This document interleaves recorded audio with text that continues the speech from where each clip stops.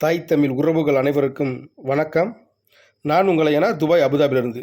மதுரை திருமங்கலம் கள்ளிக்குடி காரியாபட்டி சாலையில் ஒரு 5 கிராமம் இருக்குங்க. சென்னம்பட்டி, குராயூர், ஓடப்பட்டி, மேலப்பட்டி, பேய்க்குளம். இந்த 5 ஊரில் கேரளாவிலேருந்து கோழி கழிவுகளை கொண்டாந்து இங்கே போட்டு ஒரு பேட்டரி ஆரம்பிச்சிருக்காங்க. அந்த பேட்டரினால் துர்நாற்றம் பயங்கரமாக வருது. பிள்ளைகளுக்கு நோய் நொடி வருது, சுவாசிக்க முடியலை அப்படின்ட்டு சுவாச கோளாறுலாம் வருதுன்னு சொல்லி இந்த ஒரு 6 மாத காலமாக அந்த ஊர் மக்கள் கம்ப்ளைண்ட் கொடுத்துக்கிட்டே இருக்காங்க. இது வரைக்கும் எந்த நடவடிக்கை எடுக்கலை இந்த அரசு. ஆனால் அந்த மக்கள் இந்த வாட்டி எலெக்ஷனில் நாங்கள் ஓட்டே போட மாட்டோம் அப்படின்னு சொல்லி புறக்கணிச்சிருக்காங்க. இந்த திமுக அரசு என்னதே பண்ணுது? மக்கள் இங்கே சுவாசிக்க முடியுன்றான், அதை உடனே தடை பண்ணணுமா இல்லையா? ஏன் கேரளாவில் அந்த தொழில் பண்ண முடியாதா?